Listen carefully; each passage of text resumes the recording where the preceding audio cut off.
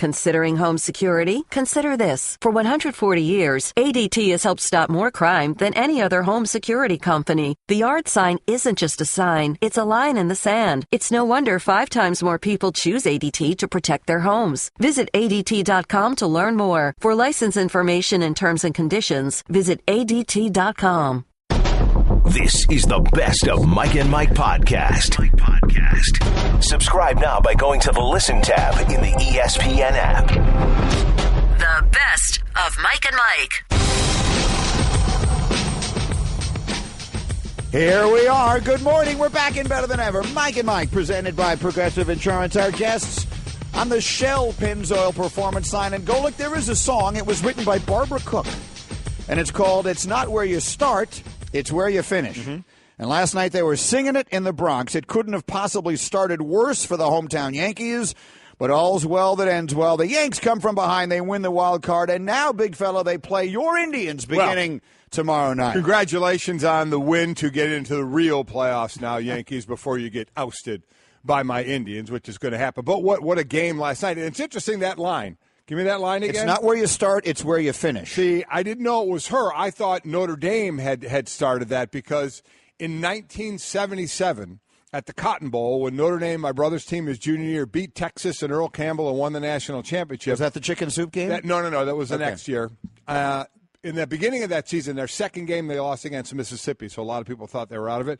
Then they ran the table all the way to beating Texas, and on the chalkboard, there was no whiteboard sign. On the chalkboard, it said, "It's not where you start, it's where you finish." So I guess they stole her line as well. Well, I Googled it because I wanted some. I knew there had to be some famous quote like that. You would think so. And it turns out it's a famous song from a movie that Shirley MacLaine sang. I don't even know, but it turns out to have been, they performed it at the Kennedy Center and all that. Okay. I figured, okay, it's a legit song. Sure. I'll open the show with it. That's good. There you go. And it obviously tells the story. So 1/3 of an inning into not even a third of an inning into last night's game, it sure looked bad for the Yankees in the Bronx. And you obviously we talk about the team aspect is what we'll do here, but as an individual, 23 years old, Luis Severino, all of a sudden, here you go. Here's your start in the postseason. You're a hard thrower. First pitch, 100 miles an hour. You're like, woo, look at that, smoke right out of the gate. I heard when I was driving to the airport, Timmy Kirchin's line about after the 7th inning, all the pitches over 100 mile an hour out of starters, more than anybody else combined for starters. And,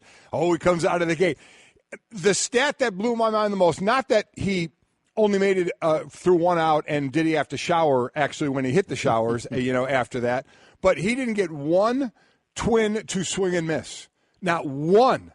I mean, you felt bad for him individually, and then if you're a Yankee fan, you're sitting there going, okay, I know we can score runs, but are you kidding? We got one out. We're down 3-0. And there's only one game in this thing. I was reading tweets about Major League Baseball. It's going to decide in the 6th inning that these series will now be best of 3 with the Yankees with the fear of them losing this. Of course, thing. Yeah. We had a long conversation about that yesterday. Yeah, I heard Booger's a thought about that. But, man, what a horrible start for him. But Yankees come right back, do what they do. In the bullpen. This is baseball now, isn't it? We started talking about that last year, and I'm sure we'll talk about it more today.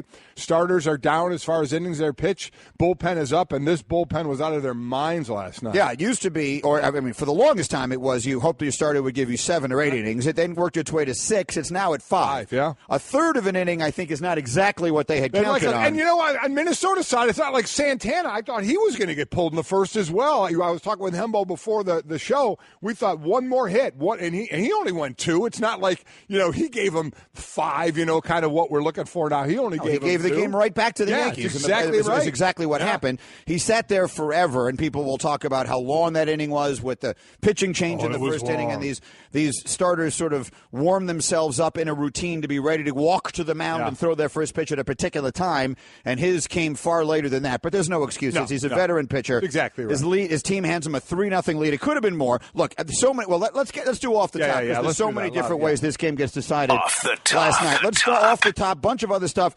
So in one NBA preseason game last night, you had the debuts on their new teams. How about it? Of Chris Paul and Carmelo Anthony and Paul George. So that was actually a preseason game worth paying a little attention to last night. And the Rockets, listen, they're just a continuation of what they're going to do.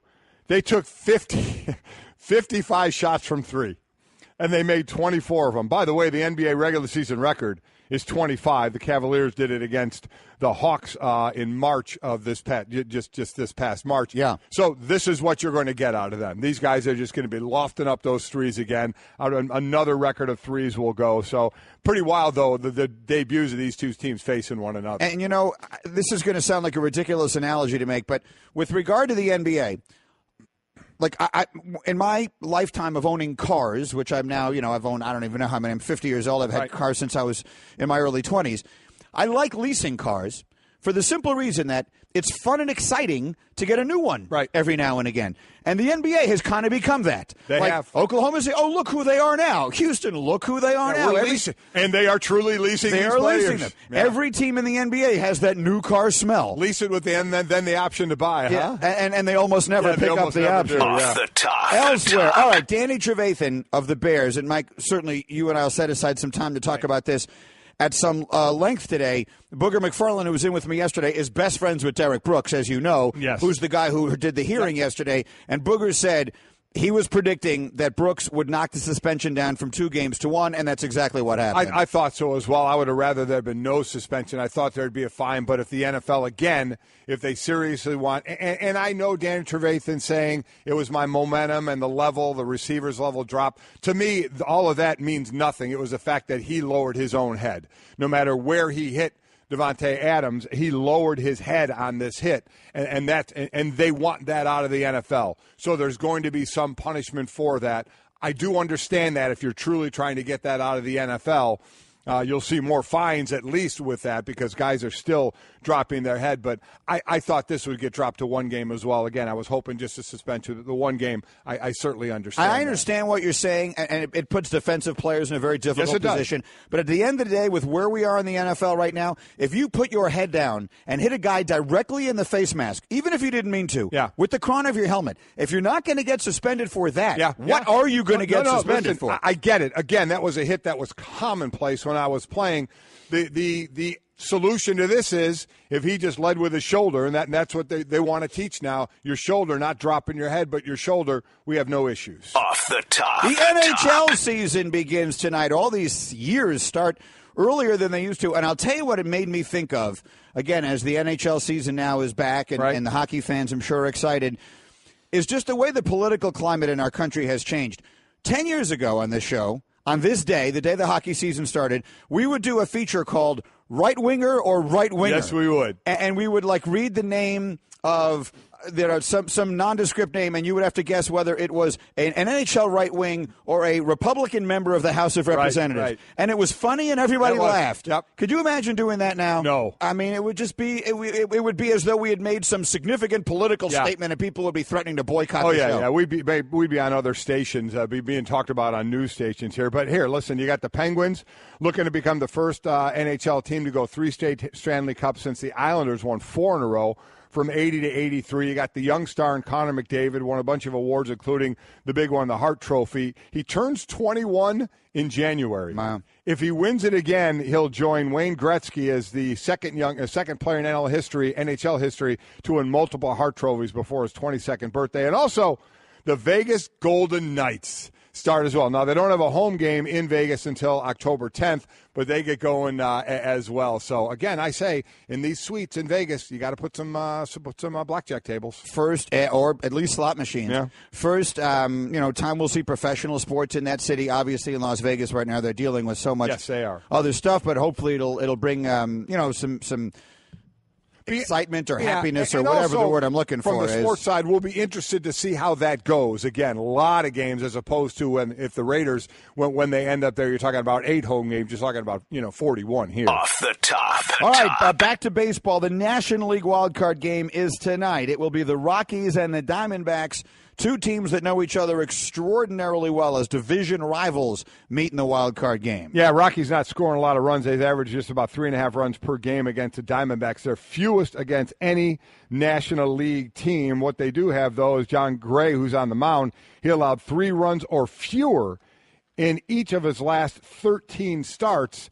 And Greinke, on the other side of it, in his last 2 starts, he gave up 10 earned runs in 8 innings pitched. So, but Greinke has had has been for the most part, we know a great he's a great pitcher. He is, yeah. He's supposed to get that job done tonight. This is why you pay a guy like Zach Greinke the money that he gets paid is to win this game. It is to go out there and last more than 1/3 of an inning. Off the top. And that brings us back to where we began. Let's make that Off the Top, presented by Progressive Insurance. More independent agents sell Progressive Insurance than any other brand. Find an agent at Progressive.com. Now that's Progressive. And that brings us back to Luis Severino. You mentioned it, Mike. He's the 17th pitcher in baseball's postseason history to throw 1/3 innings or fewer and allow 3 earned runs or more. Of the previous 16, only once had the team come from behind to win that game. So if you think about it, in the whole history of the sport, last night you saw something that had only happened once, and it was in 1925. Vic Arledge of the Pirates allowed 4 runs in 1/3 of an inning in Game 7 of the 1925 World Series, but his teammates picked him up and beat the Senators 9-7. That was 1925. It's the last time a starting pitcher in any postseason game gave up 3 earned runs in the first 1/3 of an inning, and his team came back to win. I mean, I thought Aaron Boone said it best on the broadcast. He never looked comfortable. Never looked comfortable out there. Never found his niche in that game at all. Looked horrible. Then it was the offices of Green, Robertson, Canley, and Chapman that came in and just absolutely, it reminded me of one of those attorney commercials. Yeah. These guys come out and talk like tough guys. We're going to take care of this for you. I could just imagine the 4 of them, throwing the ball and catching the ball and saying that, we're going to shut you down. Pretty good, actually. Yeah, 13 strikeouts. I mean, just incredible what they had to do. I heard you guys talking again on my way to the airport about just how long Severino, may go in this one, that he could get the quicker hook. How quick would the hook come, depending on situations? All that thrown out the window. You never saw it in the first inning. I mean, you never saw this possibly going to happen in the first inning. And then your leadoff hitter and Dozier goes yard, and it all just completely fell apart from there. For him, it most certainly did. And then the Yankees come from behind to pick him up and get the win. And here is last night's game was a perfect microcosm of what the game of baseball is right now. There were 12 runs scored in the game. 9 of them came based on home runs, via the home run. Yep. 250 out of the 343 pitches were thrown by relievers. Someone do the math on that. What percentage is that? I mean, this is obviously disproportionately high because one starter went 1/3 of an inning and the other went 2 innings. So it's not usually going to be quite that high. That's an insanely high. We said now the average is 5 innings now for these starters. This is obviously way less than that. So he's doing I can actually see him typing it up on my screen. So that is 73% of the pitches last night were thrown by relievers. There were 18 hits in the game. There were 18 strikeouts in the game, and it lasted 3 hours and 51 minutes. Most of that the first inning. That's me, exactly. Yeah, the first inning lasted 2 hours and 51 minutes. The rest of the game went by comparatively quickly. And so the Yankees, in the end, come from all the way behind to get the win. And as you were saying, Aaron Boone, who did the game, was talking at great length about the way it all turned in that first inning.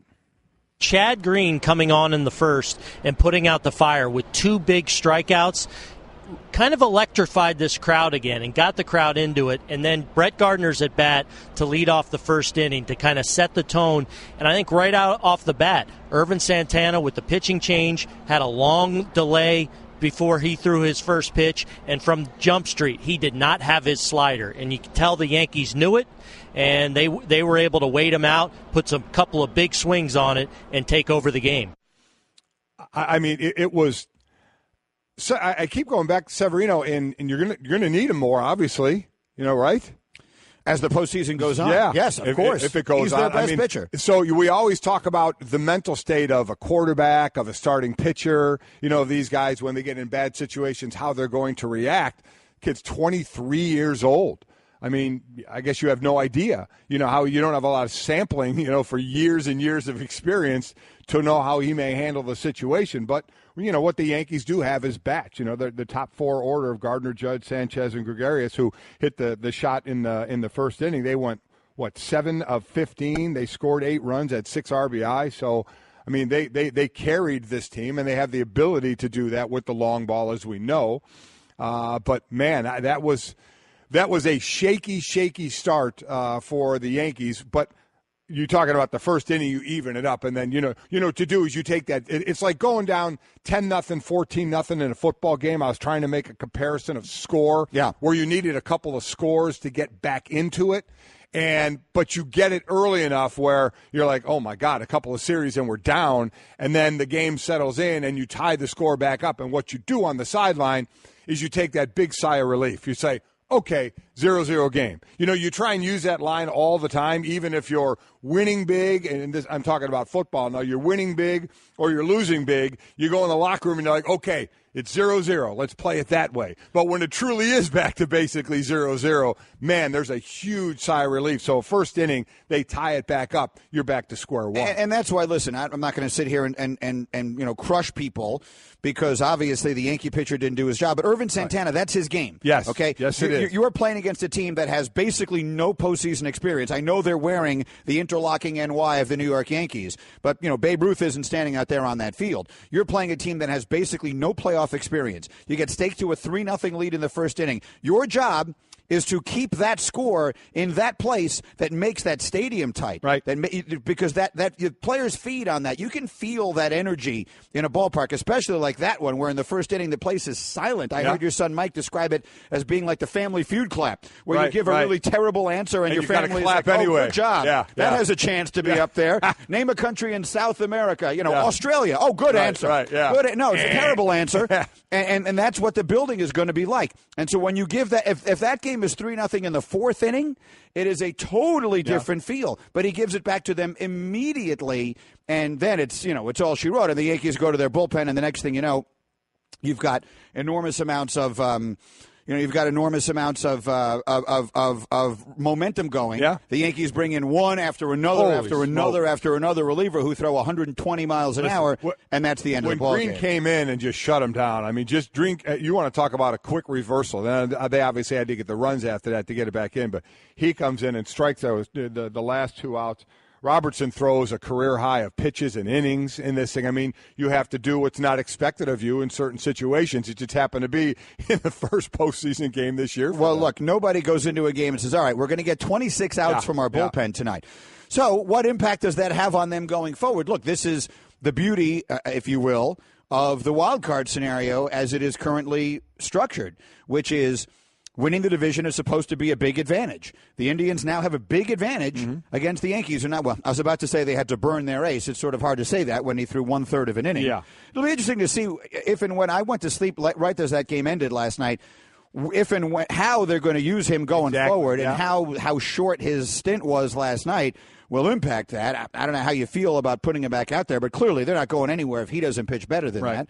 So you'll go back to him, and we'll see what winds up happening. But in the end, what else do I have here? I have Kirchin on the Yankee bullpen, which, again, last night is clearly the story of the evening. This performance by this bullpen takes me back to what Lance Berkman told me years ago, 3 or 4 years ago. He said, every night somebody comes out of the bullpen throwing 95 miles an hour, and I've never even heard of him.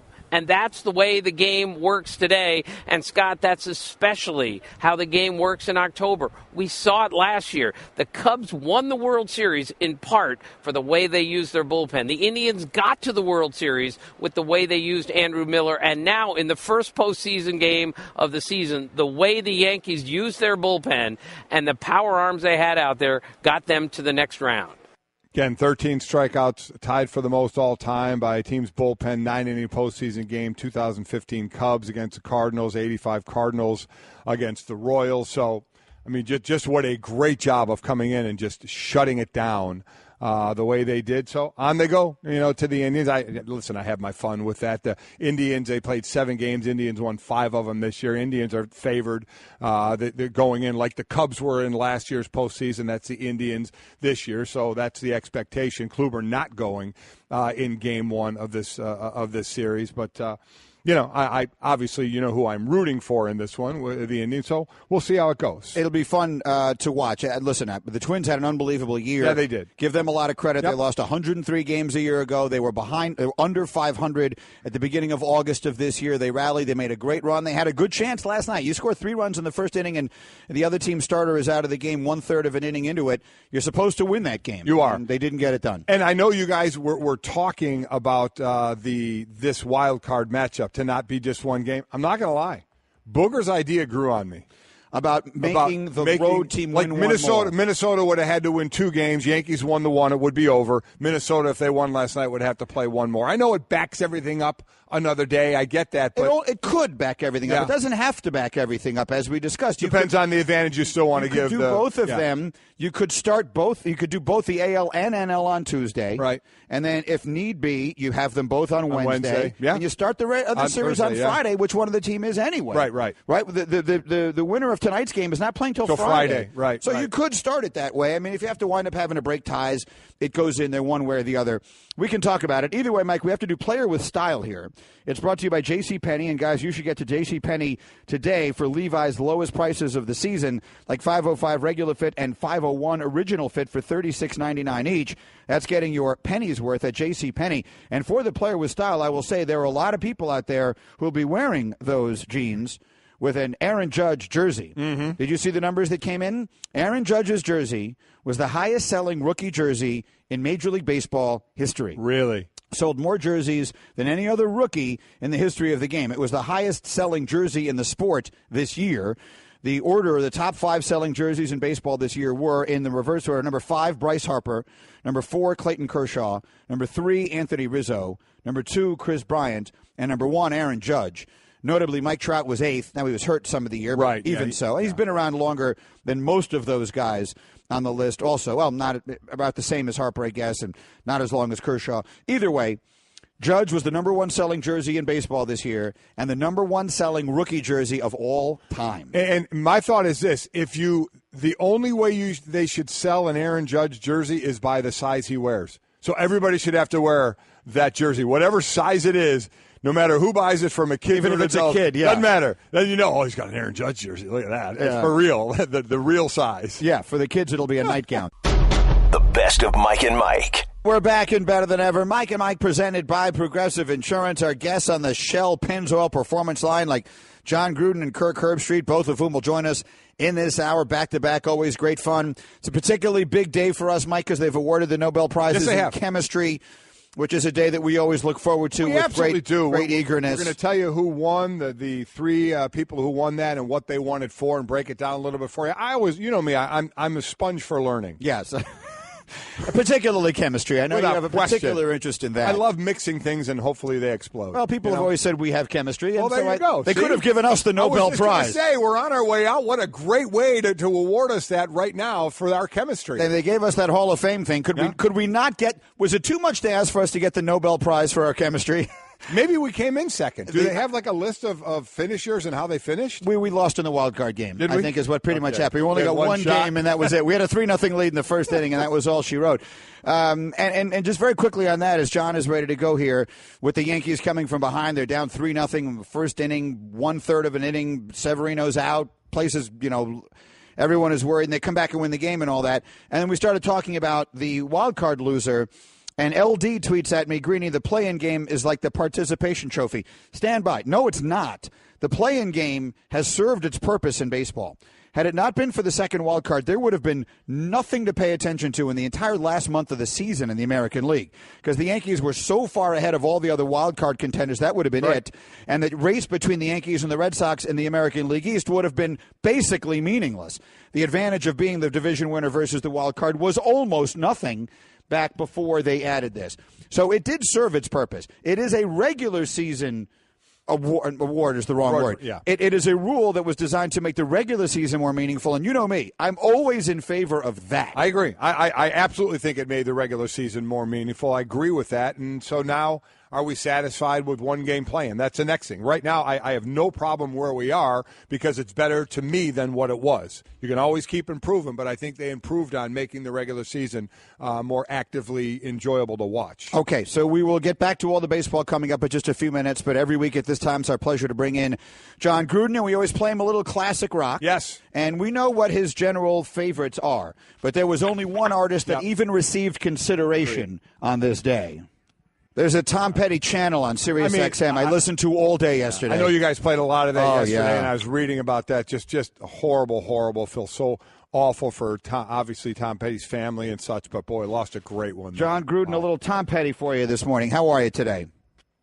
Yeah, good morning, guys. That's a great call. He's one of Florida's finest, and we're going to miss him. We're playing Tom Petty round the clock here at the FFCA also. Good morning, guys. Good morning. Yeah, I loved him. Yeah, we played Mike. We'll talk about him later. We talked about that a lot yesterday when you weren't here. And, John, of course, we talked a lot about your game Monday night with Kansas City and Washington. And let's start with the Chiefs. They're the last unbeaten standing in the NFL right now, and their quarterback, who – it almost feels as though when they write up the term game manager, which has turned into like a nasty thing to say about a quarterback, they put up a picture of Alex Smith. But you watch some of the plays he made to win that game, particularly that scramble right and that throw that he makes at the end to set up the winning field goal, and you find yourself saying, like, this year is he playing as more than that? As you watched him Monday and you've watched the tape of his early part of the season, what are you seeing in Alex Smith? He's pretty much the same Alex Smith, I think, that you see every week. He did make some impact plays scrambling. There's no doubt about that. But if you check his history, he's run for a lot of yards in this league, created a lot of offense on his own. I think the thing you have to remember with him is he went to the 49ers when the 49ers were really bad. He hung in there with 7 straight different offensive coordinators, and he had that team on the brink of going to the Super Bowl. He had a lot to do with the team that went to the Super Bowl. I think they were 6-2-1. They went with a young quarterback, and he got traded to Kansas City. But he helped push the 49ers near the promised land, and then he went to Kansas City. They were 2-14. They were a bad team, and he's got them on the brink again of playoff football and championship football. All you can say about him is he's a winner, but he isn't spectacular enough for a lot of people, unfortunately. One of the things that came up yesterday, I had Booger here, and I think it might have been Louis Riddick, when we're looking at Kansas City, and you say to yourself, when it gets to be cold outside, do they have enough classical wide receivers on the outside who on a 3rd and 7 are going to run a route that gets you the 8 yards that you need? Obviously, Tyreek Hill can make spectacular plays, and their primary receiving weapon is the tight end in Kelsey. Do they have enough talent, on pure traditional wide receiving talent on the outside, to be the best team in the AFC? I think so. I mean, I look at the New England Patriots, who everybody picked to be the number 1 team in the AFC. Clearly, they have Gronkowski. The Chiefs have Kelsey. I guess it's Brandon Cooks. They have Tyreek Hill. They have a unique offense. This is an incredibly unique offense. It's hard to prepare for because you don't know what to put on a card and practice against. There's so much window dressing, so many exotic plays. Heck, they're running Jason Kelsey in the Wildcat as a quarterback on 3rd and 3 in a 17-17 game. Andy Reid is doing some things right now on offense, I think, that jazz it up, that help his receiving core. And to answer your question in a long roundabout way, I think they do. We look at that division, and a lot of people think 3 can make the playoffs there. The Chiefs undefeated, Broncos 3-1, and the Raiders are 2-2 and lose their quarterback. So from the way you coached it and looking at what Jack Del Rio is going to do, it can be anywhere from 2 to 6 weeks.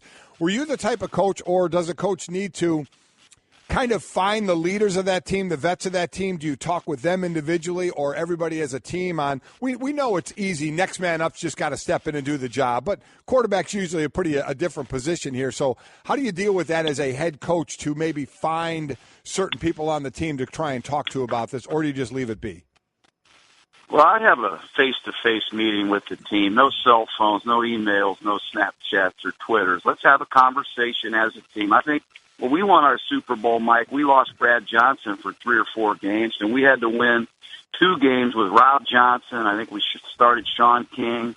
You got to find a way to win. You have a defense, you have special teams, you have Marshawn Lynch, who I've heard about throughout the whole off season. You have 3 Pro Bowl linemen. Come on, you got to win a game.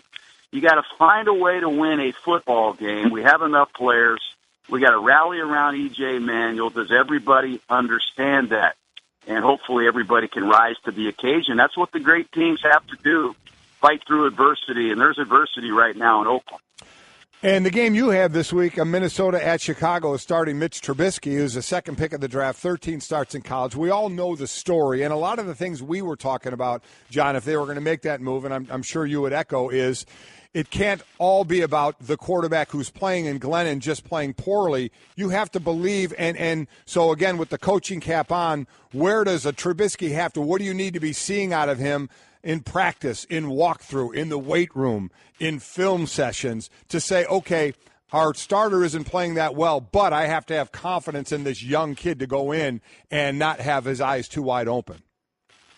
I think they probably have seen that in the preseason, probably in training camp. I'm sure internally they have seen that.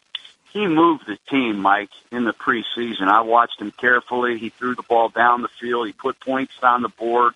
He's an athletic guy. And he made some audibles. I think offensive coordinator Dowell Loggins has had a lot of experience working with young quarterbacks. And I'm sure they're going to fast-track him, run some plays that he's comfortable with. The problem is, I think the strength of the Vikings is Mike Zimmer in this defense. It'll be a great challenge for him. But I know they want to get him off to a good start. And I'm excited for Trubisky. He's a great kid. He's an unknown. He only played 1 year at North Carolina. But the Chicago Bears, they need some positive energy from the quarterback position. It's been quite some time. Mike and Mike, Jon Gruden with us again. That's the game Monday night, and the Bears will play it without Danny Trevathan.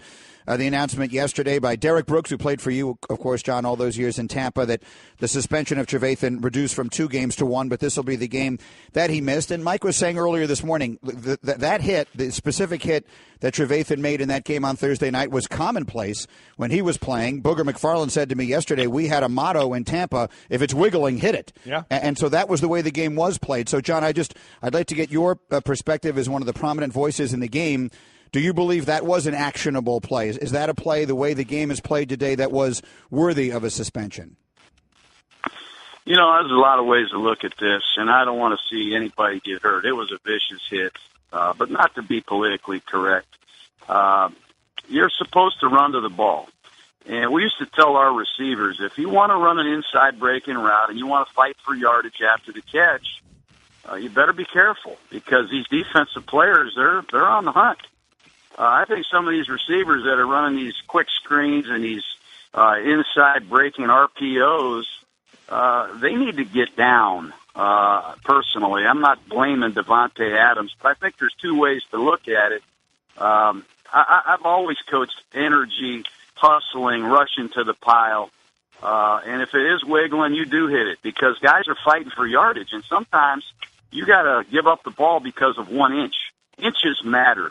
That's why they measure first down. That's why they have a crew down there with those chains. So I'm a little sensitive. I thought Trevathan made a great play.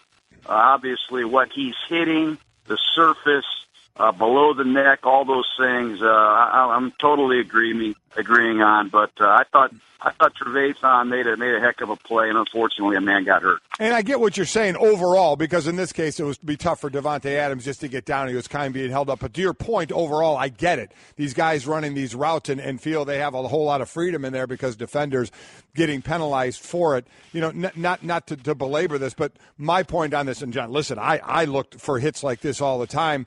To me, it wasn't so much that he hit a guy coming across the middle or a guy that was wiggling, which is perfectly legal to do. You know where we are in football. You're working with little leagues and high schools. You see it now. They want guys to keep their heads up. And he dropped his head down, and I think that more than anything else said, okay, we're going to have to do something here. If he did that same hit but led with his shoulder, even if it caught Davante in the head or lower, I don't think we'd be talking about any of this. So to me, I thought it was more directly related to that. Would you agree or disagree? Yeah, I'm sure you're right. The crown of the helmet is the big discussion. Try to keep the helmet out of all tackling. And you've heard the Pete Carroll, the Seahawks, who brought rugby tackling into their training camp, and it's been effective for them in terms of safety and reducing penalties and all those things. I agree with 100%. Keep the crown, keep the helmet out of tackling, certainly as much as possible. And another issue that I wonder from a head coaching standpoint how you deal with the Chargers now. I'm playing in the stadium they're playing in, and more visiting fans instead of for the home team there. If you're a head coach for them or out there in a situation like that, and Anthony Lynn running that show now, do you talk about, is it the old us against the world mentality? How do you deal with that in this type of a situation where they're in transit? That's a tough explanation, really. I think they knew what they were getting into when the season started. I always tried to have a contingency plan. I used to talk to the players a little bit about it. When things go wrong, let's not come unglued. Let's not go into this season with the intention that everything's going to be roses. I don't think they probably expected to be 0-4, but they knew they were going to play in a high school stadium. They knew they were going to have to move from San Diego to L.A. It was going to be inconvenient, probably strange and uncomfortable. But the bottom line is the only way they fix things is to win a football game. And their kicker has missed game-ending field goals twice. They're a good enough team with a good enough quarterback to get a win. That's the only thing we can focus on. We knew this was going to be uncomfortable to start with. It's Jon Gruden again. A very interesting game coming up this Monday night. The Vikings and the Bears and the debut of what the Bears hope will be their quarterback of the future in Mitch Trubisky. John, thank you so much. We'll see you in Chicago. Thanks, John. Okay, guys. Hey, have a good one. Jon Gruden with us on the Shell Pennzoil Performance Line. Get instant gold status at Shell. Join the Fuel Rewards program now at fuelrewards.com/gold. And just to circle it back to where the conversation began, you weren't here, Mike, yesterday to talk about Tom Petty. But I played his music all morning long, and again, there is a Tom Petty channel on Sirius XM that I listen to all day, and great stuff. They had Cameron Crowe was on there, who of course long before he was making movies was a music writer for Rolling Stone, and he was talking about unbelievable stories about Tom Petty in the '80s. It was great to listen. I mean, that's our wheelhouse. I mean, Tom Petty, that distinctive voice. I mean, are you kidding me? I mean, and you read about others. I'm reading about other artists like John Mayer, who reasons why they wanted to cover his songs and such. And I mean, the guy was gold, absolute gold. It was stunning. It was my wife who told me when this all was going on. I thought, 66 years old. I mean, much too young. Just such a shame. But yeah, this is a guy that was part of the music I listened to growing up. He was right in the wheelhouse of it. Yeah, he was great. I was so sad about that. And anyway, we knew John would like that one way or another. And then to sort of take it back to some of the conversation that we were having there with the football, I didn't get your take on Trubisky. It sounds to me like yours is relatively similar to the one that I had yesterday, which is I really hope this is more about the Bears deciding, you know what, he's ready, and we have an elongated break here, a week and a half, than it is Glennon is struggling, team is losing, coach is on the hot seat, all of those things. Because right now, developing the kid is the most important thing they can do. I think it has to be a little bit of both. But I think one of the main thing is okay, we feel like there needs to be a quarterback change. Our quarterback is turning the ball over too much. Is the guy we want to put in ready? And by ready, we don't know if he's game ready. Is he done enough in practice, as I said, in walkthrough, in film sessions, to feel comfortable in what we saw in preseason? Because preseason, what he sees is going to be way different than the preseason.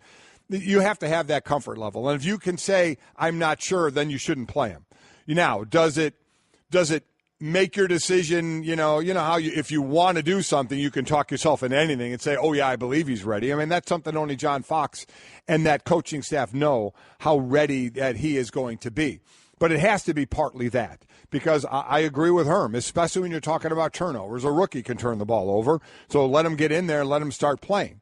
So I don't have a problem with this move at all. You had 10 days, so you had the little extra time to kind of breathe about the whole situation and then get into it and take over in the huddle. The guys who know more than anything else are going to be like that offensive line and that offense. They're either saying, okay, we see some things in this guy, or amongst themselves in their own individual meeting rooms are going to go, man, we're screwed. I mean, either way, it's still a rookie quarterback. So even though we're talking up Deshaun Watson's going to make mistakes. And Mitch Trubisky is going to make mistakes. But you have a guy, and I agree with Jon Gruden, you play to his strengths, you give him comfortable plays. Like, remember, we first saw Deshaun Watson, his first preseason play was a rollout. Yeah. A couple options, quick options, run it, throw it, get rid of it, whatever, but make it a little easier on him. But you're playing in the regular season as well. So you're not getting vanilla defenses. You're getting in Minnesota, you're getting a really good defense on how they want to play him. So a lot is going to fall on that offensive line to protect him, to hopefully get a running game going with the two-headed monster that they have and ease it up. That's where everybody else, what you do is everybody else feels a responsibility to pick it up more. When we were going through the season without Randall, we went through quarterback after quarterback. I know, because I obviously know the guys on offense, were saying we need to try and do more. On defense, we would be like, okay, we need to even pick it up for us. We already want to get a turnover. We already want to score when we get a turnover, but we need to really continue to emphasize that even more. We need to help out the situation, and that's where you are. Now, a lot of people will say, well, are the Bears good enough to do that? Well, that's not what players think. Players, every time they walk out onto the field, have the thought process that they have the ability to win the game. Every play, every game, that's how you're built. So you go in there thinking, okay, I really need to focus in on my job and get it done, and maybe even a little more to help out this young quarterback and give him some confidence. What you don't need, I mean, this is where we're saying no drops. I mean, you don't need drops. You talk about one of the best ways to help is to get a running game going, and that falls on the running back and the O-line and the receivers. Make the catches he throws. They may not all be right where they need to be. Help the young kid out. Make those catches. You know, he may not be able to throw you open right now or put it right where you want it. You got to step up and do a little more for him. Here's the other place where Deshaun Watson was so much more prepared, however. Not only did he just play more games. Oh, yeah. And against better competition. Sure. We saw him twice against Alabama national championship scenarios. But remember, we're now dealing in a place where that guy played 2 full playoff runs, right? Yeah. They had a month between the regular season and then the college football playoff 2 years ago. Clemson beat Oklahoma and killed them, right? So he dealt with all of the media, all of the build-up to that, dealing with the hype of it, and then playing Alabama and playing a huge game and losing a heartbreaker, and then coming back another season. Went through a down start of last year, remember? All the quotes, he's not having fun and all that kind of stuff, and put it together again, had a huge second half, obliterated Ohio State, and then beats Alabama. So this guy was so prepared. Mitchell Trubisky played 1 year at North Carolina. Yeah. So to just say, well, you know, Watson's doing it, so let's put him out there. No. It can't that's be a terrible reason to be doing this. And I don't believe it is. I mean, I'm going to give John Fox and the staff a little more credit than that and say, you know what? Man, this guy's going to be a deer in headlights. Let's put him out there anyway and see what he does. I mean, there's no way they're doing that. Now, is there a way, as I said, if you really want something to happen, you can talk yourself into it a little more and think someone's more ready than they are? That's certainly a possibility. But as Jon Gruden said, he liked what he saw in the post or in the preseason with him and what he was doing. And, you know, we're not at practice. We don't know the development that's going on in practice. But, you know, they're just turning the ball over too much. So I don't have a problem with this move. Trubisky can run out of trouble. He's a better athlete. He can move and maybe make some plays on the fly along with mistakes. I have no problem with this move happening right now. Okay, keep your eyes closed. Okay. I want to show you my first ever painting. Ooh, all right. Okay. Open your eyes. Oh, that's a lot of colors and shapes. So be honest. What do you think? Well, I like how if you switch to Geico, you could save hundreds of dollars on car insurance. Oh, yeah, that's true. Yeah. Here, why don't I hold your paintbrush while you call them?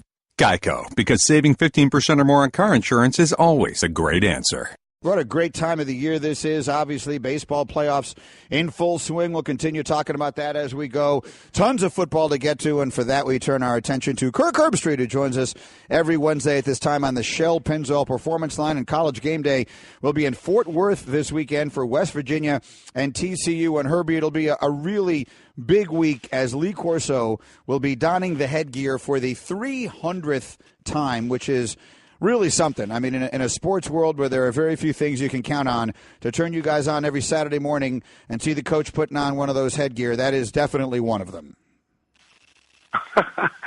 Yeah, it's crazy that it's 300, but it's always, we call it a skit. It's no longer just a headgear. It's like he's up to something, and I think Lee Fitting's behind it as well as the mastermind. They come up with whatever they come up with, and the rest of us try not to know what he's going to do until he does it. But he's 82 years old. He is the man, and we love him to death. And he's our guy, you know, and it's great. Well, I'm sure we'll celebrate that in a unique way this weekend.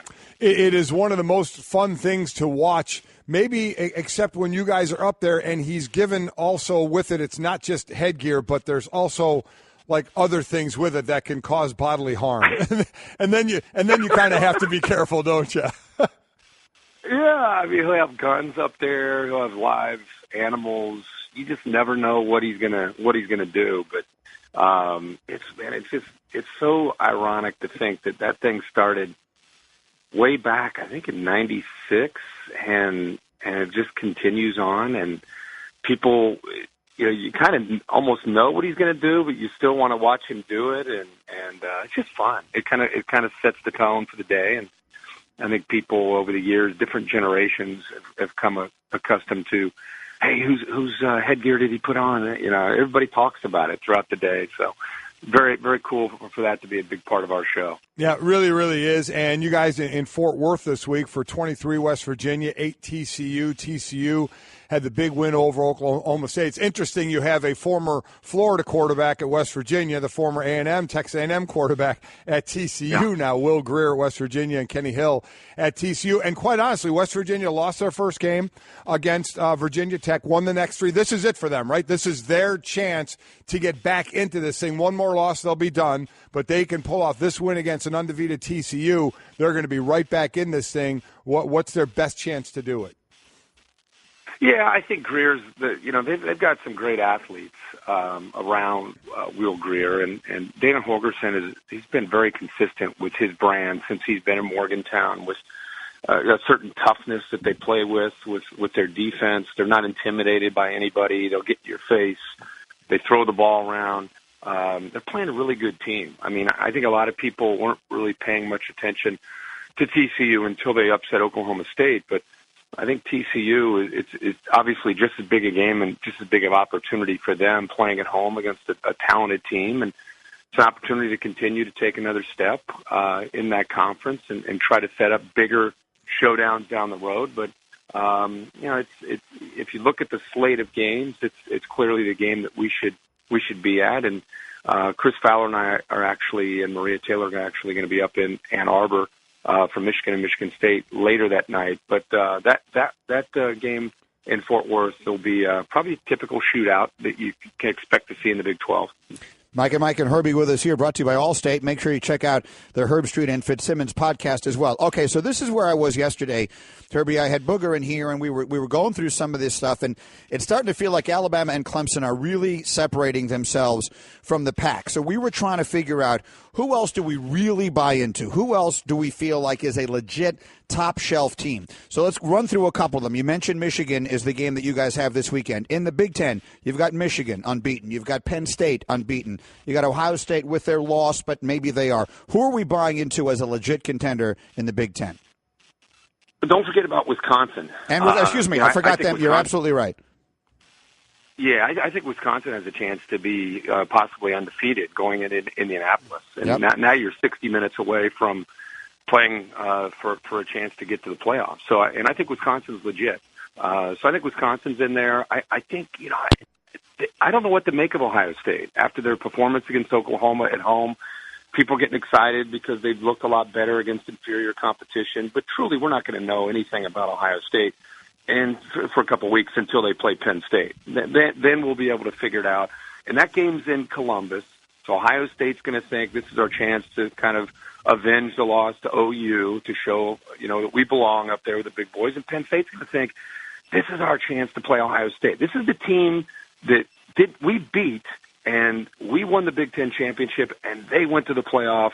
This is their chance to kind of avenge that. So I think a lot will be decided on that day. And then with Michigan, with John O'Korn in right now for Wilton State, they're kind of like that team that's just a little bit forgotten in the Big Ten, but very, very talented defense. And I'm anxious to see John O'Korn this weekend against this Sparty defense, because the Spartans are back to playing defense the way you would expect a Mark D'Antonio team. So I don't think it's fair to just, I know that Booger will just throw anything out there and make a statement. I'm one of these guys that, I could throw something out there, but I'd like to see these teams play each other. Otherwise, you're just kind of guessing at this point.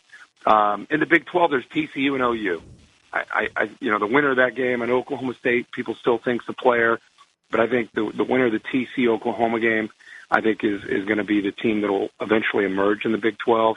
The SEC, have you guys watched Georgia the last couple weeks? That's where I wanted to go, Herbie. I mean, that's a team I look at it and I watch them play. I was in South Bend when they beat Notre Dame by a point. That loss is looking better and better for Notre Dame as Notre Dame is running the ball so well. We'll see what's up with Wimbush and his foot. But Georgia, the speed on defense, that freshman quarterback, what he's doing, the two-headed running attack. Man, stand up and take notice of that team. Yeah, for real. And Georgia setting up, you imagine if Georgia keeps playing the way they are and they stay healthy, you imagine Georgia, Alabama in the SEC championship game. I mean, that is a clash of the Titans. That would be a huge game. So you have them. Miami, I don't know. Is Miami as good as they looked the other night? Miami could be that team on the other side that could play Clemson in an ACC championship game, and that Miami defense, man, that front four and those linebackers are flying around making plays. So I don't think it's as bad as everybody's saying. I'm just not going down that path.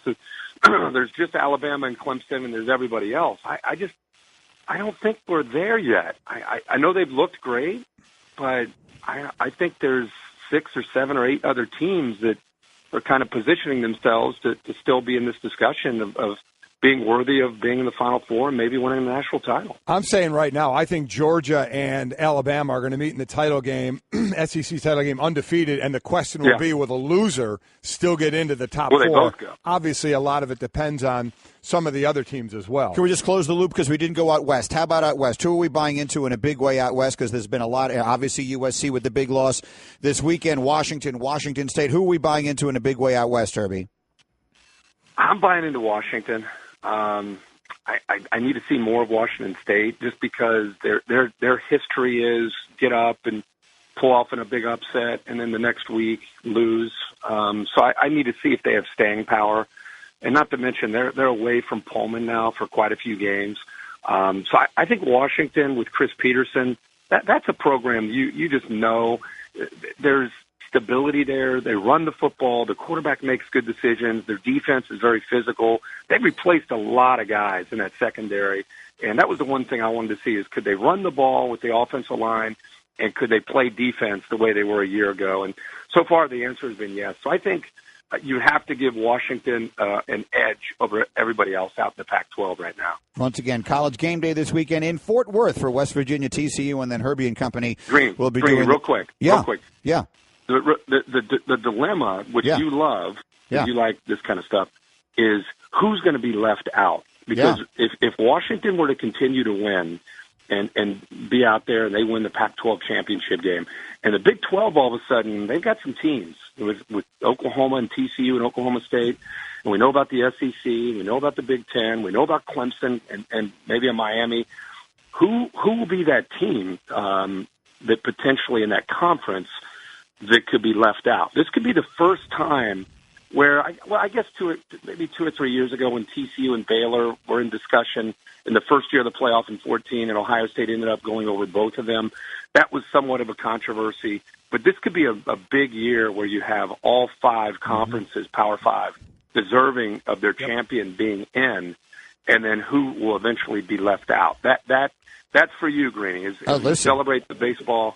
Enjoy that part of it. It's not just me. That's called talk show heaven. Yes, it is. That's called the talk show host's dream scenario. And so, look, man, as we have more time, we'll get into that because you're right. Sure. If you wind up with these teams, they've got, I guess that first year, you're right. TCU and Baylor had a really legit gripe. Mm-hmm. I think a lot of people had a problem with Penn State getting left out last year. Oh, yeah. It'll be fun to talk about. Because they won it. We'll have plenty of this as we go. Herbie, thank you. Thanks, we'll talk to you next week.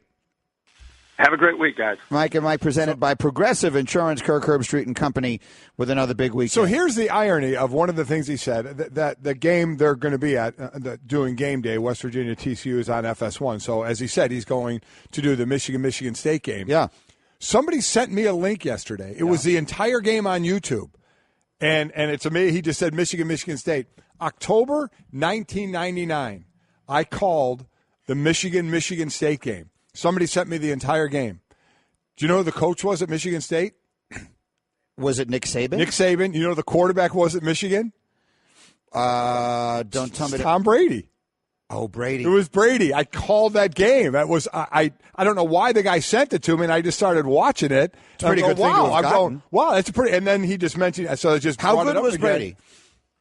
Oh, Brady was. I mean, it's interesting what I put up, I had keys for both quarterbacks, and what I put up for him was accuracy. All the things you see now that's made him the greatest quarterback of all time as his strength. I had him up there, and the weakness I had mobility. So you were right. Yeah. You were right all the way around. Yeah, it wasn't like rocket science. It wasn't tough to figure out watching. That is, it's easy to. Some people forget sometimes that Saban was at Michigan State. Oh yeah, everyone remembers LSU. I had no idea, but our Chip Tarkington was our sideline guy, and they threw it down to him, and he's interviewing, and I'm like, oh my God, Nick Saban. The best of Mike and Mike. David Ross has been in the studio here listening to the last 10 or 15 minutes. So, Mike, I think he has an idea of what's to come.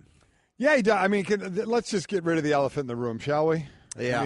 It does not feel good. I understand that. Again, we're talking about Gary Sanchez, the catcher for the Yankees.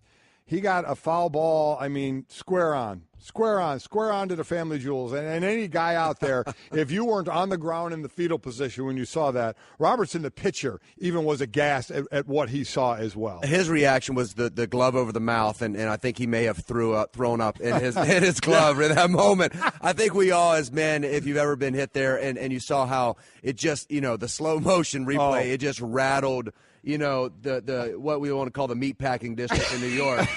It is the worst feeling, and it's there. It's like, oh no, here it comes. That bad feeling. It is. It's delayed, right? Isn't it delayed that second or two, and then it's just And then the stomach ache comes. And Mike, I heard you talk earlier. It's underneath when it hits that underneath shot too is really bad. How does he stay in the game?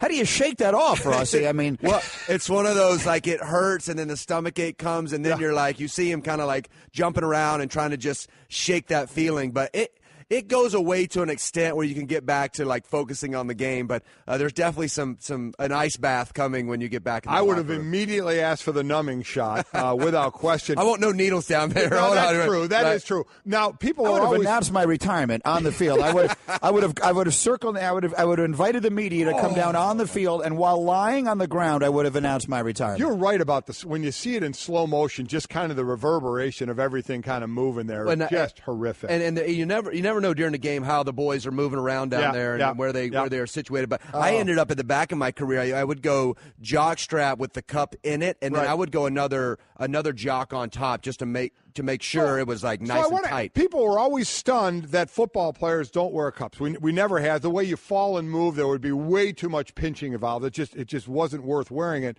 So when did you first start wearing it in baseball, and what was the worst shot you ever took? We always wore it. Catching, I caught in Little League. I remember I had this little soft thing that my mom bought me. It was wait, I'm kind of embarrassed to wear this. But now I can't step on a baseball field without a cup on. It's just unnatural for me to put on baseball pants.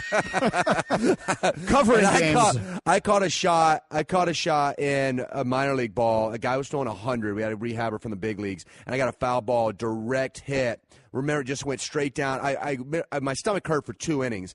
We took the bus back to Vero Beach. I got undressed, and I had a dent in my plastic cup the size of a little bit bigger than a golf ball. And I don't know how it didn't, things moved around. Damage you, huh? Yeah, nothing really bad. It was. I think I still somewhere have that dented cup, in an old garage somewhere, in the garage somewhere in an old box. All right, moving right along. David Ross is with us in the Scott's Lounge.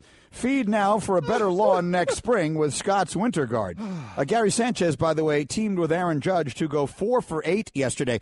But let's talk about the first inning, because obviously that's where all the fireworks take place. So Severino goes out there last night, and it just can't go any worse than it went for him.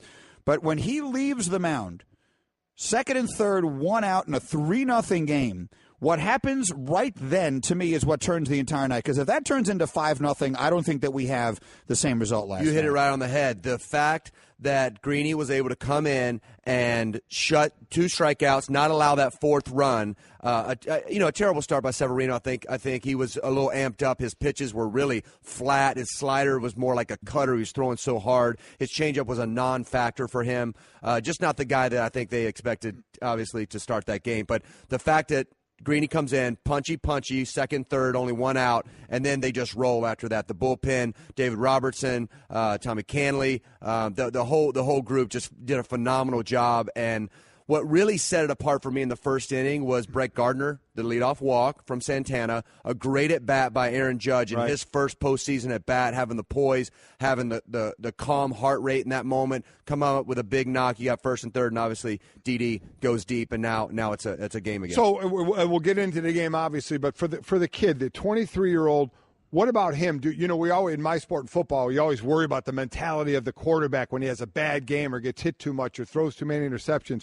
Do you worry here because of his youth, or is that maybe a positive for him of going into his next game? I think the next game he starts, the first inning, will be key. Again, getting that monkey off your back, being able to slow things down, calm your heart rate. I know, talking to Larry Rothschild, he is a guy that wants to go harder when things go bad. And so that is something they've been working on, of when you think you need to go harder, let's slow things down, try to take something off. And I think his first inning, his next start, will be very important. Mike and Mike, David Ross in our studio as we look back on last night's American League wild one. I also believe that the Yankees getting those runs back, as you pointed out, as quickly as they did is a huge factor. And look, Santana's a veteran pitcher. You get handed a 3-0 lead in the first inning. Your job is to keep that and apply that pressure, because that building is going to feel it. If you get into the third inning, the fourth inning, the fifth inning, and it's still 3-0, it's got to be, and you've obviously been there, so I'd love you to describe it, how different the pressure is versus they get the runs back immediately. Well, and we talk about the shutdown inning. After you score in the major leagues, you score some runs. We need that next inning to put up a 0 from our starting pitcher. Keep the momentum, get our hitters back in the dugout.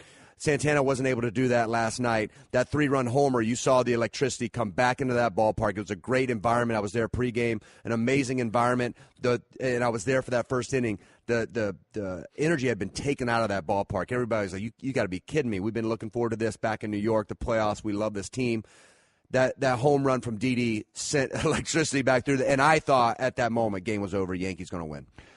Overall, you were in this game a long, long time. I'm sure through what we're seeing as, especially this year, as a home run or a strikeout. But also, we saw it certainly last year, and we've seen it where if starters go 5 innings, you're happy. And it's now, let's get the bullpen. Bullpen by committee, or that one guy, that setup guy that is fantastic. So what do you think of that change? It's where we are. It doesn't seem like it's going away soon. What do you think about it for the game of baseball? I'm more of, I like the starters to go out. They don't establish anything anymore. There's nobody going out establishing their fastball. How are they going to pitch in and out? That's why I love Justin Verlander being with the Houston Astros. He's going out there. His mentality is still 9. He's old school. The young guys coming to the game right now, and they're going sliders in the first inning. I mean, they're not establishing anything. They're pitching straight to scouting reports with all the numbers.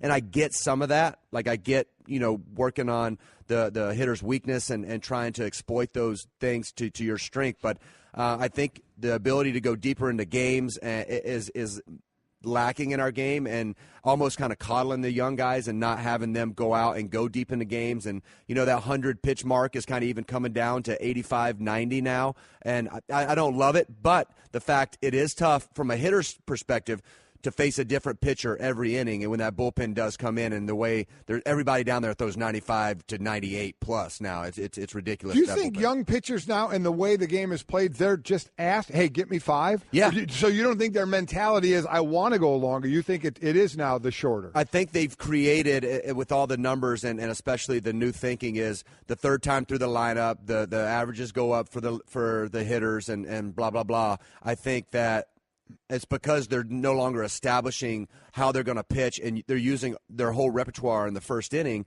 Whereas for me, it was like, I don't want to show a guy my second and third pitch until maybe his second at bat or his third at bat. I'm going to go out and see if I can pitch with my fastball. Guy with a 2-seamer working down, trying to get early contact. Now it's about the strikeout. We're trying to strike everybody out. Strikeouts are up in the hitters and the pitchers, and we're not going out and we're just pitching the scouting report rather than the catcher feeling out, okay, this guy's got a long swing. This is how he matches up. I can pound this guy in, get him to chase up with the fastball. I've always been a big proponent of pitching with the fastball. I think that's the best way to get out of big situations later in the game. It's really interesting insight here. Mike and David Ross. And to your point, there were 18 hits in the game last night, and there were 18 strikeouts. 18 strikeouts in the game last night. So now the Yankees go on, and for those who didn't watch a lot of Yankee baseball this year, this is who they are. They've got a great bullpen, and they hit home runs. So last night they were able to hit home runs. runs. Traditionally in the postseason, those numbers go way down. So the home run numbers, I should say, go way down because of the step up in the quality of pitching. So projected forward for us. The American League now has the Yankees, the Indians, the Red Sox, and the Astros. In your mind, who's the favorite in the AL? I mean, the Indians are the team to beat for me. The thing about the Yankees is the only team that I think in a 5-game series can beat the Indians. I think they're just so solid. It's hard for me to picture a team beating the Indians 4 times. But that being said, the bullpens match up. The starting pitchers can be similar. I like Cleveland's starting pitching a little bit better. That's why I give them the edge. But the Yankees in New York, the confidence, the young guys that have no fear. I love the youth in the game right now. There's no sense of history, or they're just going out and playing their game. And if Aaron Judge continues to swing the bat the way he's swinging, he's a huge presence. That lineup is very, very deep. Didi Gregorius doesn't get a lot of love.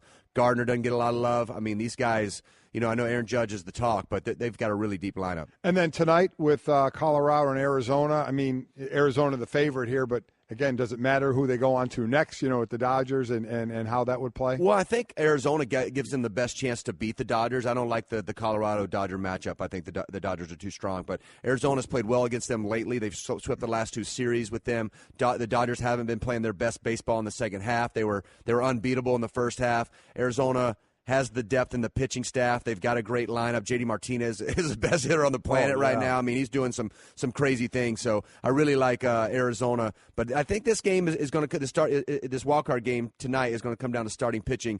Jon Gray, if he comes out and he's pitched really well lately. He's been throwing well, yeah. And he's got the velo. Velo plays in the postseason a little more. Zach Greinke's going to play with the numbers, and he's now lost some velo, and he's going to exploit their weakness and pitch. He's got four pitches he can throw at any time. But Jon Gray, velo plays for me in the postseason, and he's got that. We're back, and we're more bended over than ever. Mike and Mike still feeling the pain just watching that on our screen and still marveling at how many angles of it we have. We have a lot in slow-mo as well. It's like the Zapruder film. We're sitting here watching what happened to Gary Sanchez last night, taking one of the family jewels. Took a foul ball right there, and we've got every angle. We got slow motion.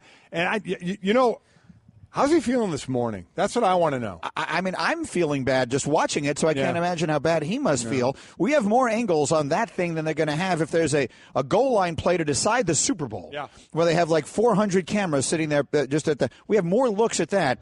It's just remarkable to me. Anyway, we are presented by Progressive Insurance. We needed, though, that we didn't have?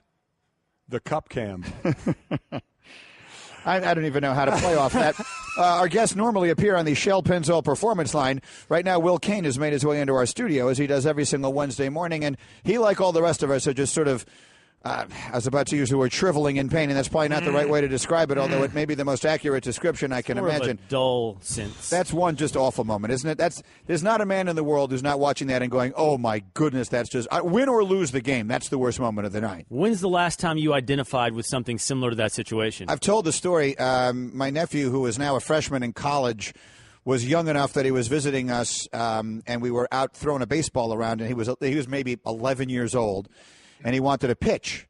He wanted to, so we marched off a little area, and we were by a pool, so I'm just wearing I'm wearing nothing but a bathing suit, and I get down into a crouch, and he short hops me. Boom! The underneath. And I went flat on my back, and that was brutal. So that's probably 7-8 years ago now, something like that. And like I said, they always told us in football, if you get hit there, don't grab a different part of your body. Why? I don't understand the why. Don't grab another.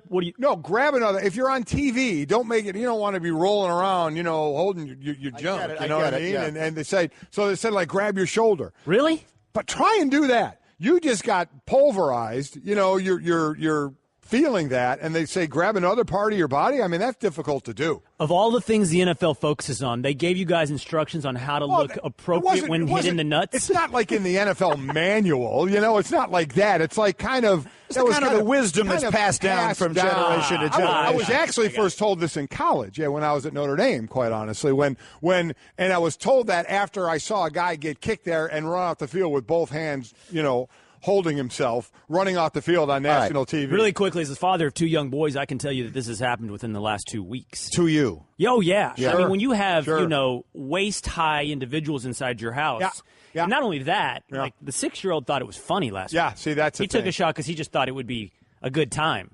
It wasn't for anyone. No, that's a time when, a grounding is certainly. Oh, a kid in my house wouldn't see his phone again until next year. He wouldn't be driving until 20. All right. The talk show host clock in my head has gone off and said, move to a different topic. Let's get to some Straight Talk with Will Cain. Brought to you by Straight Talk Wireless, best phones, best networks, no contracts. And, Will, one of the things we were just saying is that of the many things that you would describe, I guess, as your mission statement when you host a show like this, which would primarily include, trying to create interesting thought-provoking conversation, a diverse opinion and humor. One that we probably do less often than the others is actually teach you something about sports. But I think we just did that. I think we all learned something from David Ross there, the inside of this mentality of the way pitchers are pitching now, and why obviously last night being a ridiculous outlier when one starter only goes 1/3 of an inning. But that by and large, the way they are going out there, the mentality they're taking out to the mound, the game plan they're taking out to the mound dictates there's no pretense here that we're going to try and go more than twice through the order. So they're throwing everything they have in their arsenal in the very first at bat in the very first inning of the game. Again, last night being notwithstanding, and it really has changed it. It makes you wonder about paying a starting pitcher $30 million a year. Zach Greinke is getting paid $34 million to pitch this season. He's the only Diamondback getting paid more than $10 million. Mike, I'll start with you. Can you justify that if in a game that tonight is for your season, a winner-take-all, this for all intents and purposes is a Game 7, if no one is going out there with the mentality that he's going to pitch you into the 8th inning? Listen, it's not about justifying. It's about where we are. That's what the market bears right now. It's not like it's going to go down, but I get what you're saying. Well, I guess what I'm asking is, will it go down? Will teams stop paying that for starting pitchers? Yeah. Well, no. Well, all it takes is teams saying, I'm not going to invest that much in a starting pitcher at this point. Right, so now you're hoping an owner. I remember in hockey when all the owners were upset because a couple teams were paying a lot, and then when they got their chance, they pay a lot. You can't stop them. Yeah. They're going to pay somebody, especially when multiple teams want one guy who is great. So that money is not going to go down, but the mentality seems to have changed. And, Will, it can't be just from the pitcher because catchers call games, whether they're calling it or they're looking over and they're getting the sign from the manager. It seems to be the prevalent attitude now of get me to the 5th inning and we'll take it from there. That's fascinating. And Greeny's stats that came from David Ross, that pitchers used to think they could get through the lineup 3 times. The statistics say that 3rd time you're not making it anyway. So give it everything you've got in the first 2 times through the lineup is amazing. I don't know if you're right, Golic. I think you probably are in the short term that it won't depress the starting pitchers market. We'll find out soon. What is Yu Darvish is probably the top line starting pitcher to hit free agency this offseason. Will it depress his value? When's Kluber up? Probably not. Kluber's got a while yet, okay, because he's going to be one as well. But you're right. But if you're giving more money to middle relievers, if middle relievers have become more important because they're getting you through more innings, you're going to devote more resources there. And you would think by the same token, if starters are giving you fewer, you'll start paying less. That might be a model for the future. I remember sitting years ago, I had the opportunity to sit next to Theo Epstein at a ball game. I have some friends, and we went to say hello to him, and he wound up inviting us to sit during a Cubs game back when they were terrible. When the Cubs were in that building process. And it was just an afternoon game at Wrigley Field. And he was telling me one of his concerns about the sport then, this has got to be 5 years ago, was every team is now building up their bullpens. Yeah. They've done it. They won a World Series doing it. He did it because this is how you win in the sport now. But if every team has 5 guys in the bullpen that can throw 100, you are going to get exactly what you have in baseball right now, which is everybody either hitting home runs or striking out. You have no balls in play. You're not going to have anywhere near the volume of offense late in games that you used to have. And it makes the whole thing just a little bit less exciting if fans want to see more offense and certainly more diverse and varied offense. And that's exactly where we are in the game of baseball right now. But the game last night didn't play out in the way you would expect if a pitcher was giving his best stuff right off the bat. Right. Well, then every now and again, there wasn't any best stuff. Yeah. Every once in a while, you got a 23-year-old kid who had never made a postseason start at any level of baseball in his life, and he went out there last night and just didn't have it at all. He didn't, but, man, and you brought it up, and you can almost point to, okay, he's a 23-year-old kid who's been throwing great. Don't get me wrong, but Santana's a vet. Santana only went 2 innings. Santana had a 3-0 lead.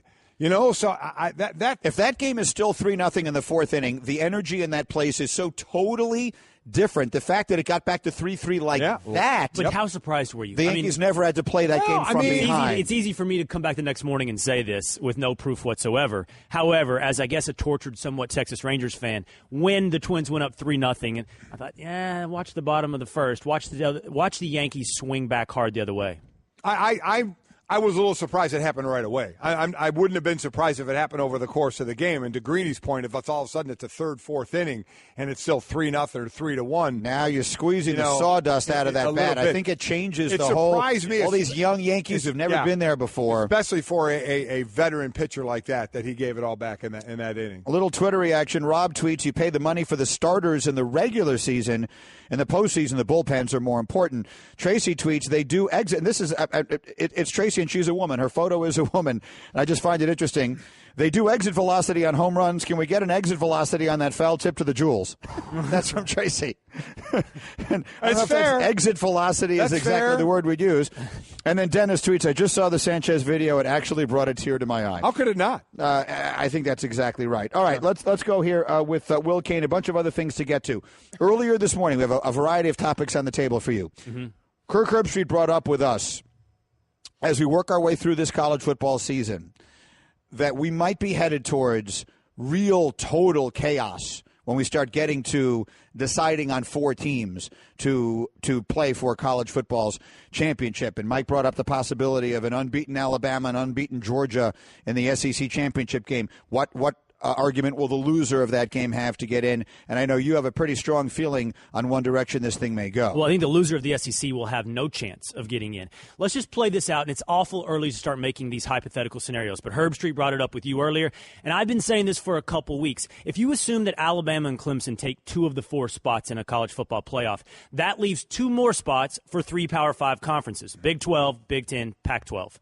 And as you look at it, I think when Oklahoma beat Ohio State earlier this season and beat them convincingly, what they did is lift the perception of the Big 12 itself up high enough that the Pac-12 gets boxed out. If you assume they all have the same record, either undefeated or 1 loss, I don't see how you push out a Big 10, Penn State, or Michigan team from the playoff. And with Oklahoma being Ohio State, there's no way you push out Oklahoma either. That left, I think, USC out in the cold. And with USC losing, I don't see how Washington wins any debate.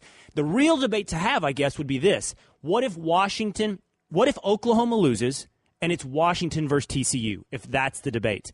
And I think the only thing you have to ask yourself at that point is, how much did Oklahoma lift the perception of the Big 12? How much do you value what's going on in the Big 12 versus the Pac-12? And I'm telling you, I still think the Pac-12 is left out in the cold. You may be right, but can I throw one dispute into the hypothetical that you have given us? Okay. If Alabama, which has been number 1 in the country all year long, goes into the SEC championship game unbeaten and loses a close game to Georgia, and there aren't other unbeatens, if we are in a 1-loss situation with these other conference champs that you're talking about, do you not believe, Mike Golic, that Alabama gets in? Oh, I think they absolutely get in. I think there'll be a real chance they get in. Listen, I think where Georgia is going to be ranked by the time we get there, because I think they're both going to be undefeated going into the SEC game. So Georgia's going to be ranked up there, and I think even if they lost a close game, it would be a little tougher for them. If Alabama lost a close one, I think they'd be in. If Georgia lost a close one, it still has to go to what's going on in the other conferences That's really as well. Good, I think for the Pac-10 or the Pac-12, listen, if USC ran the table, USC was going to be in this thing because everybody loved USC the way they finished last year. Nobody wanted to play USC. Sam Darnold's going to be a Jet, the first pick. If they played up to that and ran the table this year, there's no doubt in my mind they would have been in this thing, but they don't look like they looked last year. So I agree with you about the Pac-12 being iffy, and now that the Big 12 brought in a Big 12 championship game to get that extra game now to be seen, I think that could definitely help them. That's a really good hypothetical, Greeny. And what I would tell you is I think Alabama would get left out. I do not think you can leave a Big 12, assuming either undefeated or 1-loss Oklahoma that beat Ohio State out of the playoff. I just don't think you can. If Oklahoma loses, that changes everything. Maybe a non-conference champion Alabama could push out TCU. Maybe. TCU and Washington, for that matter. Because I think the Big Ten's getting in as well. Oklahoma and Big Ten are getting in. Well, that's assuming that these teams wind up getting there with 0 losses. Right. Yeah, and we're supposing a lot of stuff, but that it never happens, right? So we've had this college football playoff 3 years, and each of the 3 years we've had a total of 1 undefeated in each of them. Exactly. So these we can start projecting all we want. That's not going to happen. Yeah. What's not going to happen here is you're going to wind up with 4 unbeaten teams at the end of it all. That's not going to happen. Somewhere along the line, these teams just lose. It always happens. And I think the big takeaway is how valuable that Oklahoma win over Ohio State was. Well, just like it helped Ohio State late last year. Yeah, it lifted the entire perception of the Big 12. Yes, it did. That win, to the contrary of the argument. So let me bounce this off you, Cain. So I said when we were having this discussion before the season began, we had Herbie and Desmond Howard in here, and we were just sort of kicking around. This was before the year began, and we were kicking around the scheduling question. And I said, if I'm a big-time coach at one of these big-time programs in one of the power conferences, I'm scheduling doormats in my preseason because my best bet, the best way, the only sure way of getting in to play for the Final Four is by not losing a game. And once you've lost a game, you leave yourself much less margin for error. I understand it got Ohio State in last year, but bear in mind, they didn't lose. They could only afford to lose one game. Once if they lost another game, they would have been completely dead in that scenario. If you lose that game, you cannot afford. The other thing we've never had is we've never had a 2-loss team in this playoff. So once you lose one game, that's it. You have reached your quota of losses. So I would not be scheduling them, and I'd be taking my chances. If you were a coach, which would you do? In a Power 5 conference. Yeah. You're saying there's never been an undefeated Power 5 conference champion left out, so you might as well schedule cupcakes because that's your clearest path into the playoffs. Exactly. Once you lose one game, there never has been you're and in there the never will debate be. scenario. There will never be an undefeated conference champion from one of the big conferences left out unless we have 5 of them. Right. I think you're right. I mean, that's the only true path. Once you receive that one loss, you're now in perception and debate stage, where you will need that good non-conference win.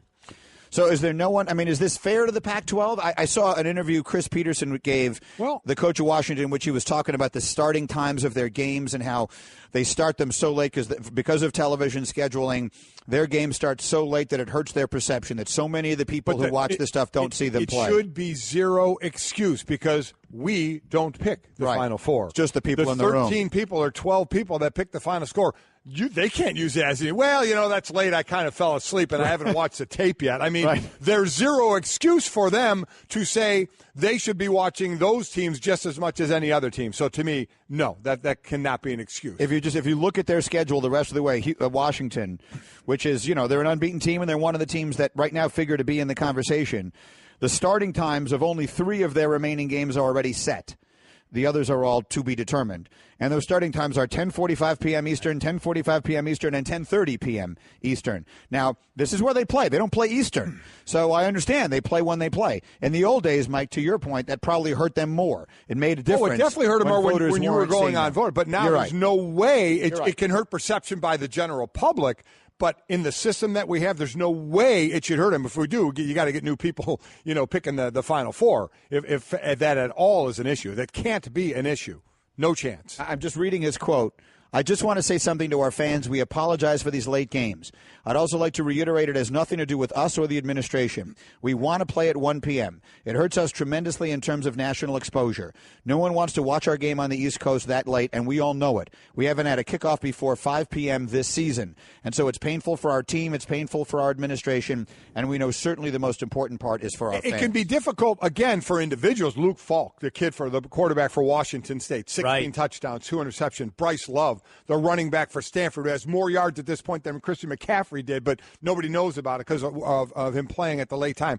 Individuals, I can see them not getting the love, and again, perception by the public of those teams, but it doesn't matter in today's game the way they decide it. As far as team voting, as far as voting, right. Those 12, 13, are we down to 12 now? Did they lose the one? So it's just 12? I don't even know. But those people, there's, again, zero excuse for them to not have watched just as much Washington State, USC as Alabama, Clemson, Ohio State, whoever. I'm Mike and Mike, presented by Progressive Insurance. Our guest on the Shell Pennzoil Performance Line. All right, Will Cain, one more from you. I know that you watched with interest some of the events surrounding NFL star Michael Bennett and the issues that he had in Las Vegas.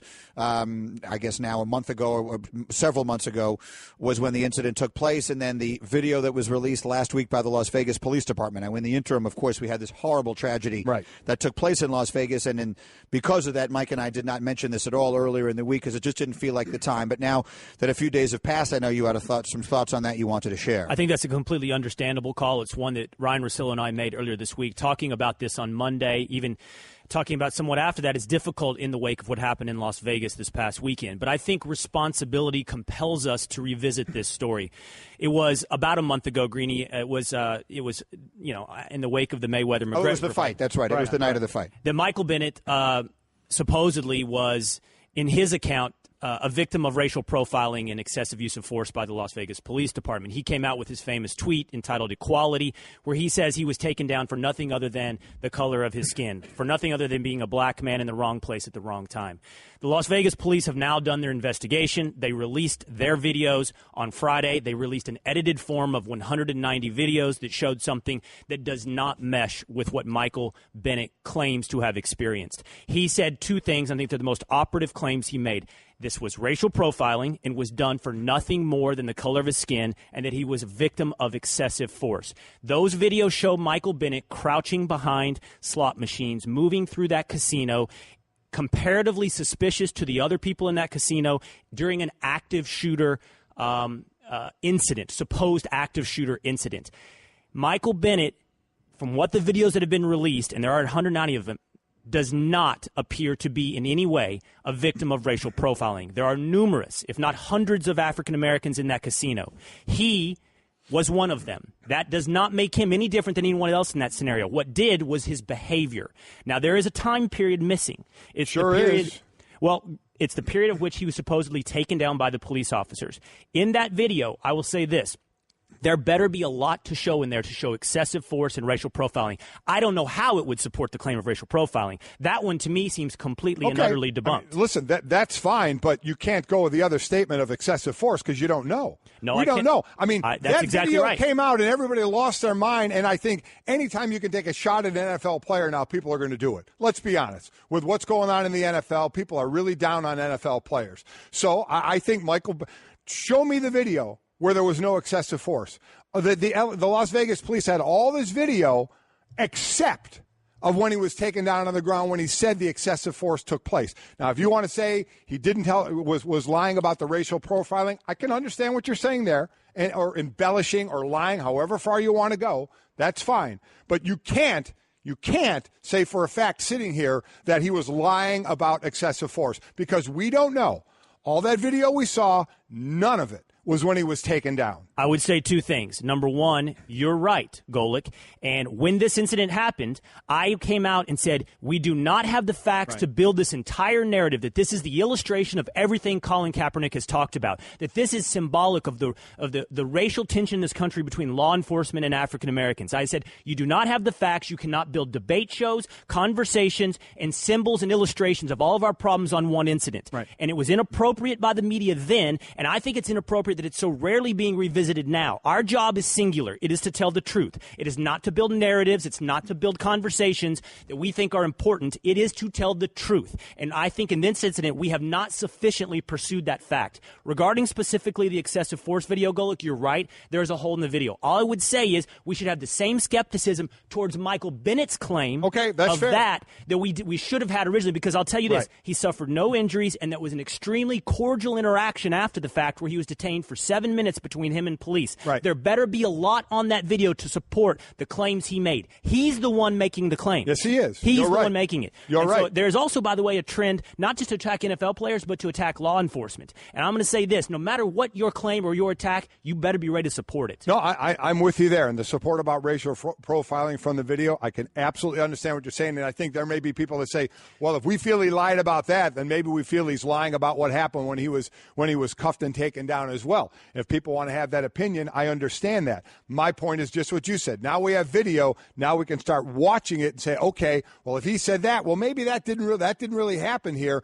But the claim, but it was. Wouldn't you say it was pretty interesting that there's a hole in that video? There is a hole in the video. There's 190 videos of which they'd offer them up to Michael Bennett's attorney. If there's something in there that supports his claims, boy, the police have a lot of guts to put out a falsified video. And I know we're late here, Grant. I understand it. But I also want to say about the Las Vegas police and what they were saying to Michael Bennett. Say, listen, dude, we had reports of an active shooter. We are taking. And I get it. I mean, listen, after what went on, the horrific scene that went on in Las Vegas, you understand if that's what they think is going on, that they are going to be very, determined in what they do. So this isn't. I'm not saying this against the Las Vegas police either. Just that there was that hole in that video. I know that. We're all trying to be sensitive to this conversation. The way. Last really quick point, Greeny. Yeah, go ahead. This is so important. My indictment primarily is for the media, because here's the thing. I am someone that believes society probably does have a problem that we need to visit about African Americans and law enforcement. But when you build a truth upon a lie, lie, you undercut the truth. You cannot have a conversation about something that possibly did not happen. So the point is, if this is not true, what Michael Bennett claimed, it will undercut the entire issue, including those who are seeking change. You're right about that. The questions I would have really are mostly of a legal nature. And again, you are a lawyer by trade, or formerly were a lawyer. And so some of the questions I would have would be, if this was in a courtroom, and it is not in a courtroom, but the fact that those minutes of tape are missing, that they released all of this tape and call it coincidentally or conveniently or whatever word you might attach to it if you wanted to sway the narrative, you would say, well, why are those minutes missing? Why are you not showing us this part that feels like the most important part? The two most important parts, as you point out, are A, why did they go after him in the first place? Right. And you've already described that. The second is what happened when he's actually on the ground, and that part is, I'm going to put air quotes, conveniently missing. As a lawyer, wouldn't that be, if you were on the other side of this, wouldn't you be saying, hey, why are you showing us all this video and not showing us what should be the most important part? Yes, I believe his claim of excessive use of force would be, it's important what happened in those minutes, and yes, I think we should see it. I think, and also, by the way, if there's 193 videos, I'd be surprised if it wasn't captured. The best of Mike and Mike. Meanwhile, Nerd alert! Nerd! News you didn't even know you needed or even want. Well, if I was you, I'd do something about it. These are Mike and Mike's Nerd Notes. Well, I got Nerd Notes for you on the National League wildcard game tonight. It's Colorado at Arizona. Nerd alert! Diamondbacks were 52-29 at home this year. Second best record in the bigs. Colorado, meanwhile, was one game over 500 on the road, just the second time in their franchise history. They had a winning record away from Coors Field, but still advantage, of course, Nerd alert! to the Diamondbacks, who will send Zach Greinke to the mound this year. He was 13-1 at home, second most home wins in Diamondbacks history. Only Randy Johnson with 14 ever had more. Nerd alert! Rockies pitcher Jon Gray had the third highest average fastball velocity among starting pitchers during the regular season. So here we go again with all that heat. Arizona led baseball in home runs and extra base hits against pitchers thrown 95 miles an hour or faster. That's a nice matchup right So there. it's strength against strength. Nerd alert! What does everybody think? Arizona's favored in the game. They're minus 160 at Westgate.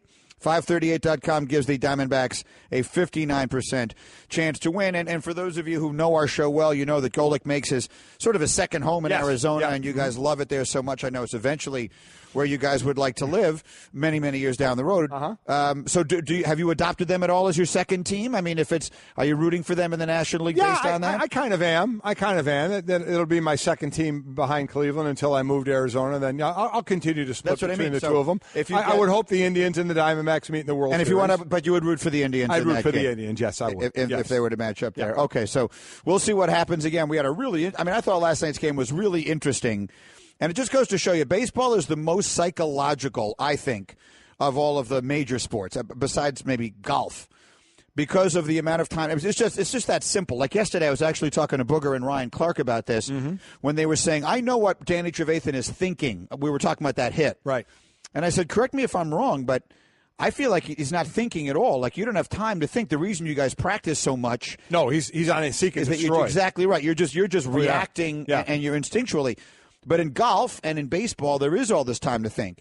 So to me, the biggest factor in the game last night is not only the fact that the Yankees get out of that inning, second and third, one out, only down 3-0, but just as big as that is they didn't have to live an actual hour last night losing by 3 runs. They got those runs back. It felt like a minute. And they got it back so fast that psychologically they never played that game from behind. Right. I mean, they barely played that game from behind. No harm, no foul. Right. Okay, all right. Exactly. Oh, man, this is starting out bad. Bottom of the first, we got it all back. Okay, we're good. But so much has been made of the Yankees while they have the legendary interlocking NY that basically they're a bunch of kids who've never been in this situation before. So it's very different to play that game from, hey, we were behind. Not only that, but you've got the juice and the momentum. We were way behind, and look at us now. We're right back in this thing versus, okay, now it's the 4th inning and we're still losing. Now it's the 5th inning and we're losing, and every at-bat starts to feel like life and death. So I think the psychology of last night's game is extremely interesting. I completely agree. Getting that all back in that first inning and basically starting some square again. The guy that was really, getting hurt was in the clubhouse. and you had a guy in Chad Green who came in and just shut down the rest of that first inning, and you feel pretty confident in your bullpen, even though they had to throw way more than they're normally used to. Okay, and we actually, Hembo gave us a pretty good little trivia question here, so pop that back up if you would. Sorry, English, struggling. We'll try that. Pop that back up if you would. What was the Yankees' last postseason series without any member of what we would describe as the Fab Five, meaning the core four plus Bernie Williams? What was the last postseason series they played in which none of those players, Derek Jeter, Mariano Rivera, Jorge Posada, Andy Pettitte, and Bernie Williams, what was the last postseason series they played without any of them? And in all honesty, I guess I would have thought about that. Your first inclination might have been to go back to 95, right, which was the first time they made the playoffs in that longest time. But that is not the answer. The actual answer is the 1981 World Series. You got to go all the way back to that. At least one of those players appeared on the roster in 34 consecutive postseason series from 95 to 2012. How about that? And now from Derek Jeter, you hear him behind the mic with a big M on the mic. Weird, flag. Isn't it? It is. Look, if you want to be an owner, that's the way it's going to go. Yeah. They weren't going to sell the Bulls to Michael Jordan because he was their greatest player, and they weren't going to sell the Yankees to Derek Jeter because he was a beloved former Yankee. So now, he goes in another direction. And listen, if you read between the lines and the stuff he was saying yesterday, he's going to trade. He's going to trade Stanton. It was interesting to hear him talk about rebuilding, retooling, patience and all that, and said he had been eyeing this for a while about owning a team and zeroed in on the Marlins. And the other interesting thing, I think the thing that you would have really liked was in his office, it was a very cool desk, and they had the hand sanitizer, like the full-on hand sanitizer thing right next to his desk. Like the kind of thing you might see like in an airport. It's on a stand. Yeah, exactly. Coming back into an office or something like that. I mean, I just think that moves around the germs. I think they've got everybody faked out. No, you could be more wrong. It kills a lot of it. No, it doesn't. If it does, just moves it around. I'm not going to lie to you. Moves it around. My entire life has been a sham. If that's the case, if that stuff doesn't actually work, my entire life is just a sham. Just moves around. That you have the same amount on your hand, just moving it around. Everything I stand for becomes meaningless. There you go. If that is indeed the case. All right, so we got ourselves the best juncture of the entire sports year as we speak. You got your baseball playoffs. The second wild card game is tonight. Then we dive headlong into 3 games tomorrow. We got NFL action tomorrow night. We got a good game tomorrow night, actually, right, with the Patriots and the Buccaneers kicking off the NFL weekend. Right. And we got all the college football and everything else. So this is a wonderful time. Oh, by the way, basketball preseason started and hockey starts tonight. The NHL season starts tonight.